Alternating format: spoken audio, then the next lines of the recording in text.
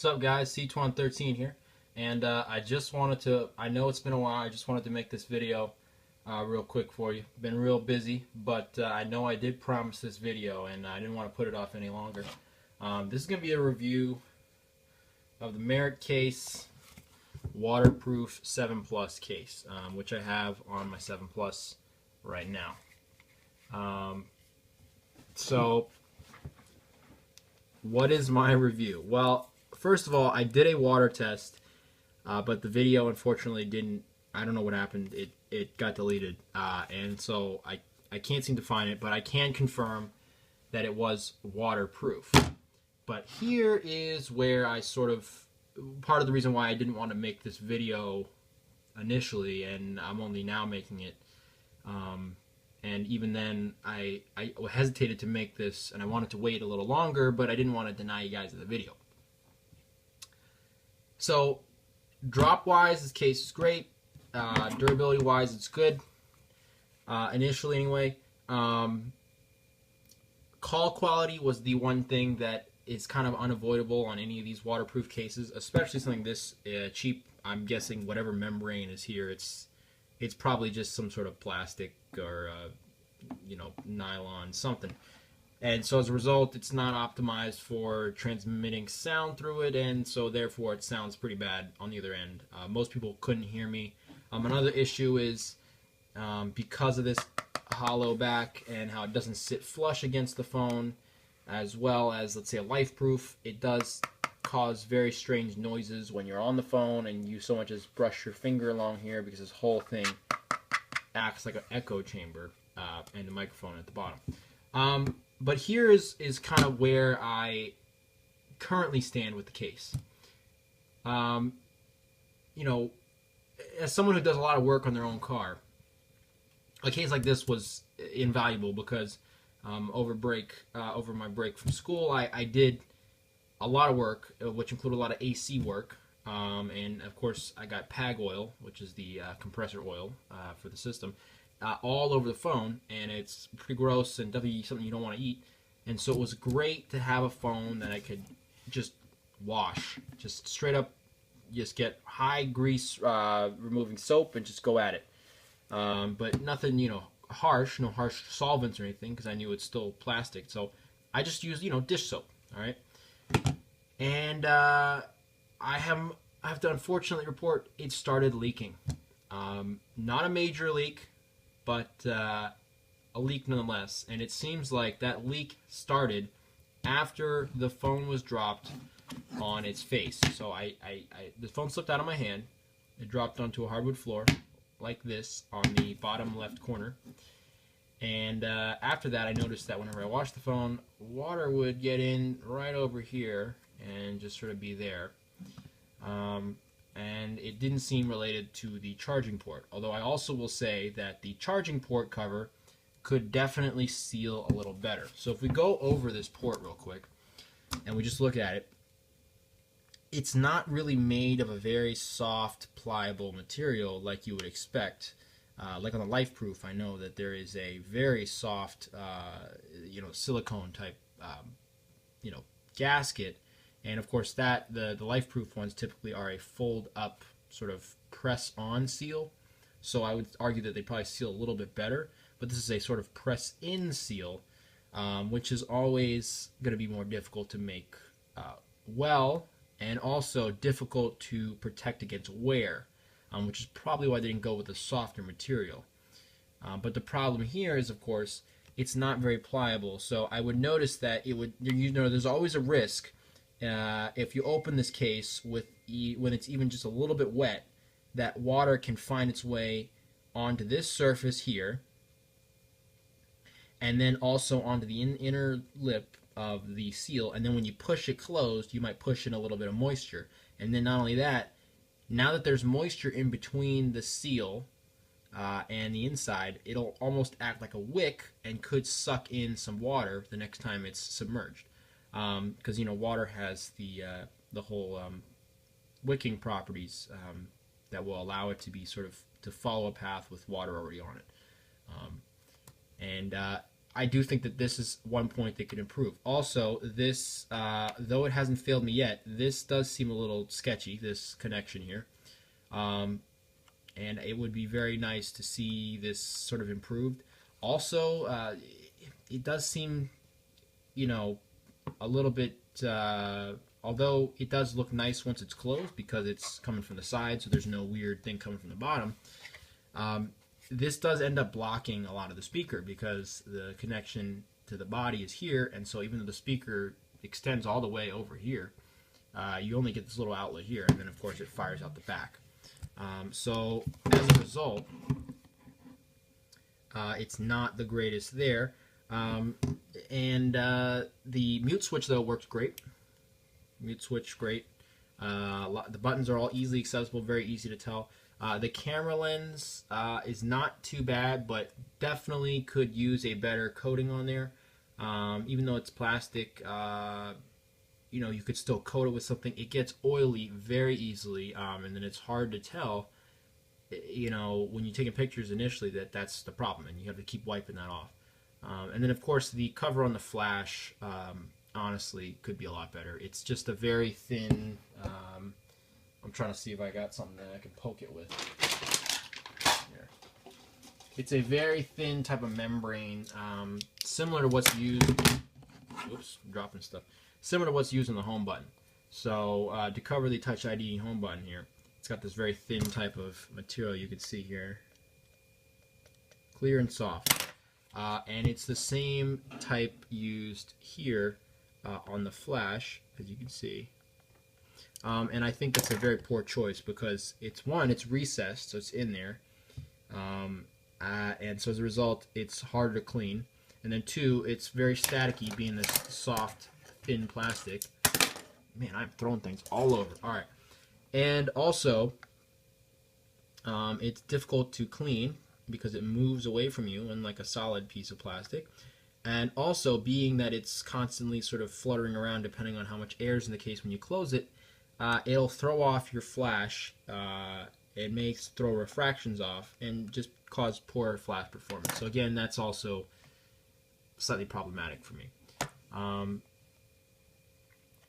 That's really been my experience with the case. Also, the screen protector could be a little better because it scratches pretty easily. As you can see, there's some scratches on there.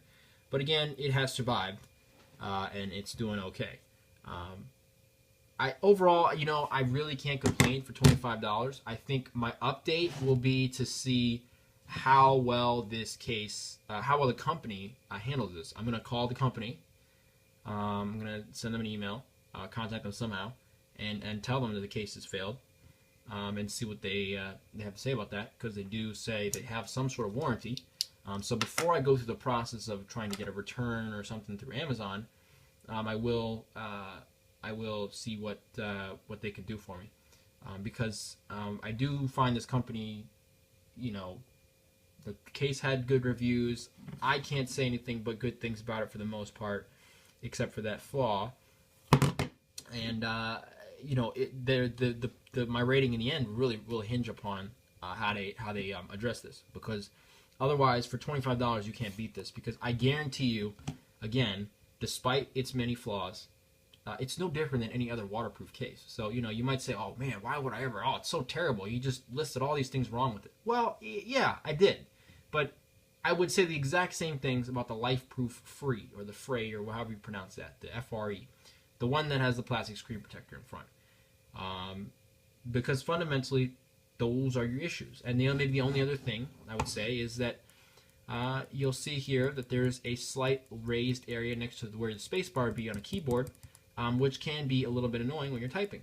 And that is caused because the Touch ID membrane needs a backing piece to hold it onto the screen protector. So as a result, they use a thin piece of plastic that surrounds it, and that causes a raised area near the home button. Now, honestly, I think that that's a huge area of improvement if they could just figure out how to flatten that connection point for the Touch ID membrane, they could make this sit flatter, and that home button, that space bar gap at the bottom of the keyboard would be gone. Because of the rest of the touchscreen, while there is a ever so almost imperceivable gap, I don't notice the problem. The only time I notice the gap being an issue is, again, at the space bar.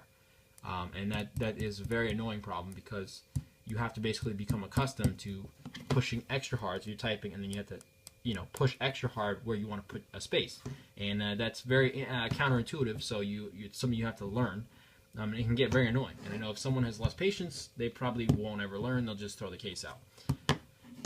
But again, remember, this is $25, okay? A life-proof case for this phone will probably easily be at least $100, if not more. I mean, I would argue it's less durable, because the material that Merit case seems to use for the outer bezel area and surround is a lot better. In addition, the seals especially the way that this mute silence switch works, it's a lot better designed, because in the LifeProof it has a membrane that surrounds a lever that's on the inside, and then you move that lever up and down. Well, the problem is that membrane silicone rubber material, it degrades pretty easily, and then as soon as that's punctured, the seal is now busted, and now we'll let water in. Well, in this, it uses a sort of axle shaft style seal, all right? And as a result, you're not directly contacting that sealing surface every time you use the switch. Very good. In addition, this rubber they use on the outside, or rubberized material, is much firmer and more wear resistant than a LifeProof. I mean, I've had this for 2 weeks now. The LifeProofs I've had in the past, within the 2 weeks, I would already start noticing some wear marks and some slight gouges in the material. And then by the time 2 or 3 months had passed, it would be significantly eroding the rubber. But that's not necessary. To me, that's almost just a use of a cheap material. And in this case, this has got raised areas on the corners, so there's extra protection on the impact points, and it's a higher quality material. So while I wouldn't recommend this for the average person as a day-to-day case, if you're not like me and always wrenching your car or getting dirty stuff on your phone, I wouldn't recommend it. But at the same time, I would say the same thing about almost any waterproof case, because at the fundamental level, they're going to all have very similar problems. So in the end, I will talk to Merit, and I will discuss what the replacement possibilities are for me, and that will really determine how I go about things. But I don't want to color the experience bad yet, because I do believe this is a manufacturing defect. I don't think this is just a fundamental problem with the case, because, like I said, there's several other people that have mentioned they really enjoyed the case, and I did up until this point, and I'd really be interested in seeing what they'll do about it. But again, for $25, I'm almost inclined to say I still got my use out of it, because I put this thing to hard use. I mean, it was dropped a couple times on non-porous, non-soft or springy surfaces.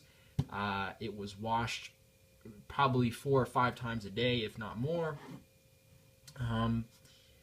It was constantly slid around on a rough concrete surface, and you don't see hardly any scratches on the back.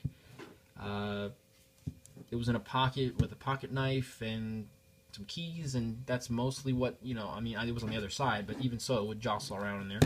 And there's minimal scratches on the screen protector. I almost can't fault them considering the price, but I'm still interested in that warranty. So anyway, I will contact the company, and I will get back to you guys on what they say. But I just wanted to get my review out now and give this thing a solid approval, in my opinion, of very good performance. Because for most of the time that I had this, only in the last few days did I notice that it was leaking, and before I had done multiple tests repeatedly and never had a leak. The case did work for its intended purpose. So I will contact the company, and I'll see what they say. But as it stands now, I still think that I can recommend this case, especially if you're somebody who's a lot less abusive to their phone and is more likely to just want a phone that's protected because you're a klutz, or you like cooking and you're going to get grease and sauce and water on the phone. Then this is the ultimate case for you, I think, because it's relatively easy to remove, and you can put it in and out pretty easy. Even when it's in the case, it doesn't add a whole lot of thickness considering its protection level. And as a waterproof case goes, you're not going to get much better performance by spending a lot more money. In fact, I'm almost inclined to say you won't get any better performance, and you'll be spending an ass load more money. So don't wait for the LifeProof. Don't get the LifeProof, or spend any money on something over $50 for a case when you can get the same waterproof performance in this awesome Merit case for $25. Anyway, guys, that's been my review of the Merit case. I will make an update video explaining the response of the company, and that, of course, may change my opinion if they decide to sort of shaft me on this. But I predict that they will probably help me out and understand my plight. So anyway, thanks for watching, guys. Don't forget to like the video if you liked it. Leave any comments or questions below if you have any suggestions, comments, or you want to know something more about the case. Don't forget to subscribe. I will leave the link again for this case in the description. But if you want to wait to decide whether you really want to buy the case, considering you want to hear the company's opinion first, you can go ahead and wait for my next video. That will be an update video explaining the company's response. Thanks for watching, guys.